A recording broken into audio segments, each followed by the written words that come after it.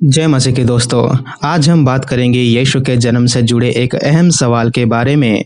हमारे हिंदू पंथ के दोस्त यीशु मसीह का, बाइबल का और मसीही विश्वास का मजाक उड़ाने के लिए ये कहते हैं। बाइबल में लिखा है कि पवित्र आत्मा और यहोवा का सामर्थ्य जब मरियम पर उतरा तब मरियम गर्भवती हुई। इसका मतलब यहोवा एक शरीरधारी जीव या खुदा है और उसने यानी यहोवा ने मरियम के साथ सहवास किया, यानी शारीरिक संबंध बनाए, तभी जाके मरियम गर्भवती हुई। क्योंकि इनके हिसाब से कोई बिना पिता या सहवास से गर्भवती नहीं होता। ये सवाल आपने भी कई बार सुना होगा अपने हिंदू पंथ के दोस्तों से। इससे ये पता चलता है कि उनके अंदर कितनी नफरत भरी है हमारे प्रति, और इससे ये भी पता चलता है कि इन लोगों को किस हद तक ब्रेन वॉश किया गया है क्रिश्चियनिटी के खिलाफ। क्योंकि ये हमसे सवाल पूछने से पहले अपने धर्म को भूल जाते हैं। उनके धर्म ग्रंथों को अगर आप पढ़ोगे, आप देखेंगे कि बच्चे कहाँ कहाँ से पैदा होते हैं। कोई मगरमच्छ से, कोई कान से पैदा होता है, कोई शरीर के मैल से, तो कोई मिट्टी के घड़े से, कोई धरती से, और कई लोग तो नियोग से पैदा होते हैं। ऐसी कई और चीजें लिखे गए हैं इनके धर्म ग्रंथों में, और ये लोग अपने भगवानों के करतूतों को भूलकर क्रिश्चियनिटी पर दोष आरोप लगाते रहते हैं। नफरत में इतने अंधे हो चुके हैं कि बाइबल को आधार करके सवाल पूछने के बजाय अंधभक्तों के मुखियों को अपना आधार मानते हैं। तो चलिए पढ़ते हैं उस वचन को जिसे पढ़ने के बाद भी अपनी नफरत के कारण वचन को अनदेखा कर देते हैं ये लोग।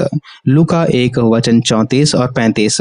मरियम ने स्वर्गदूत से कहा, यह क्यों कर होगा, मैं तो पुरुष को जानती ही नहीं।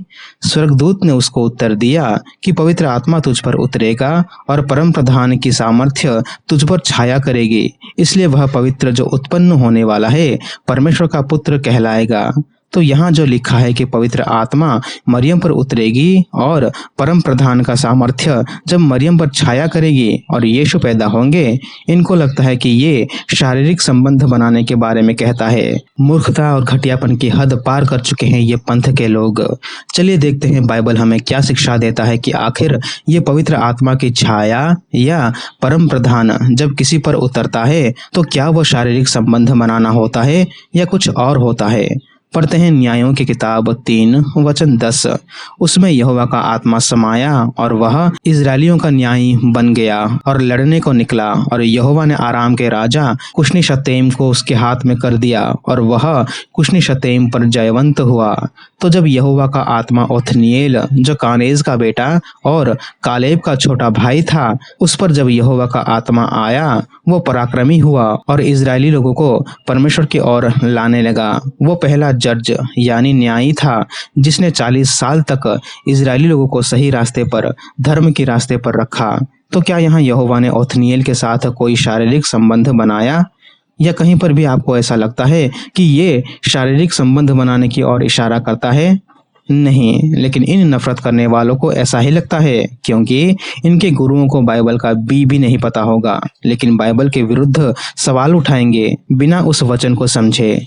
तो जब परमेश्वर का पराक्रम लोगों पर आता है, जब लोग ईश्वर की शक्ति को पाते हैं, उसी को बाइबल में लिखा गया है कि परमेश्वर का आत्मा या पवित्र आत्मा उस पर उतरा। ये कोई शारीरिक संबंध बनाने की ओर इशारा नहीं करता। चलिए कुछ और वचन देखते हैं ताकि कोई ये ना कह सके कि हमने बाइबल को तोड़ मरोड़ के प्रस्तुत किया है।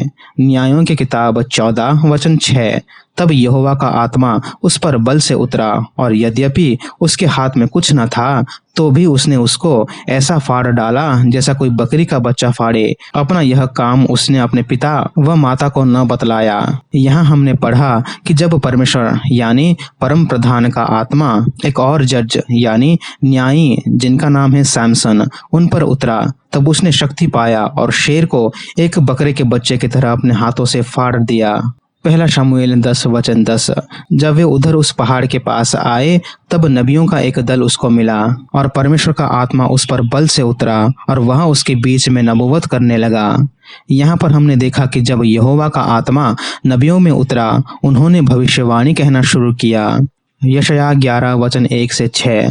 तब यीशुओं के ठूंठ में से एक डाली फूट निकलेगी और उसकी जड़ में से एक शाखा निकलकर फलवंत होगी, और यहोवा की आत्मा, बुद्धि और समझ की आत्मा, युक्ति और पराक्रम की आत्मा और ज्ञान और यहोवा के भय की आत्मा उस पर ठहरी रहेगी, और उसको यहोवा का भय सुगंध सा भाएगा। वह मुंह देखा न्याय न करेगा और ना अपने कानों के सुनने के अनुसार निर्णय करेगा, परंतु वह कंगालों का न्याय धर्म से और पृथ्वी के नम्र लोगों का निर्णय खराई से करेगा। और वह पृथ्वी को अपने वचन के सोंटे से मारेगा और अपने फूंक के झोंके से दुष्ट को मिटा डालेगा। उसकी कटी का फेंटा धर्म और उसकी कमर को फेंटा सच्चाई होगी। तब भेड़िया भेड़ के बच्चे के संग रहा करेगा और चीता बकरी के बच्चे के साथ बैठा रहेगा, और बछड़ा और जवान सिंह और पाला पोसा हुआ बैल तीनों इकट्ठे रहेंगे, और एक छोटा लड़का उनकी अगुवाई करेगा। नए नियम से एक वचन पढ़ लेते हैं, लूका 4 वचन 18 कि प्रभु का आत्मा तुझ पर है, इसलिए कि उसने कंगालों को सुसमाचार सुनाने के लिए मेरा अभिषेक किया है, और मुझे इसलिए भेजा है कि बंधुओं को छुटकारे का और अंधों को दृष्टि पाने का सुसमाचार प्रचार करूं और कुचले हुए को छुड़ाऊं। और यहाँ हमने देखा कि जब परमेश्वर का आत्मा चेलों पर उतरा, उन्होंने प्रभु के सामर्थ्य से सुसमाचार प्रचार किया और कई आश्चर्यजनक चमत्कार किए जो सामान्य मनुष्य के बस की बात नहीं थी। तो जब हम बाइबल को शुरू से लेकर अंत तक पढ़ेंगे, हम देख सकते हैं कि जब जब परमेश्वर यहोवा का आत्मा किसी पर भी उतरता है तो वो पराक्रमी भरा कार्य करता है, अचंभे भरा कार्य करता है, चाहे वो किसी भी प्रकार का हो। किसी को महाशक्ति प्राप्त होता है, कोई भविष्यवाणी करता है। नए नियम में चेले चमत्कार किया करते थे और सुसमाचार प्रचार करते थे। और मरियम जो कि एक कुंवारी थी, परमेश्वर की आत्मा जब उस पर उतरा तब उसने खुद परमेश्वर के मानव शरीर को अपने कोख में धारण किया। तो बाइबल को बिना पढ़े समझे ऐसी घटिया सोच रखने वालों के सवालों पर अगर आप आम हिंदू भी अपना सवाल को आधार करोगे तो आप ही का जीवन नष्ट होगा। तो बाइबल पर सवाल उठाने से पहले खुद थोड़ा तो बाइबल को पढ़ लीजिए और सच्चाई जान के अपने जीवन को प्रभु के चरणों में समर्पण करें। तो आज के लिए बस इतना ही दोस्तों। अगले वीडियो में एक और सवाल पर बात करेंगे और भटके हुए लोगों को सही रास्ता दिखाने की कोशिश करेंगे। प्रार्थना करते रहिए हमारे लिए और सभी के लिए। तब तक के लिए प्रभु यीशु मसीह आप सभी को आशीष करे। आमीन।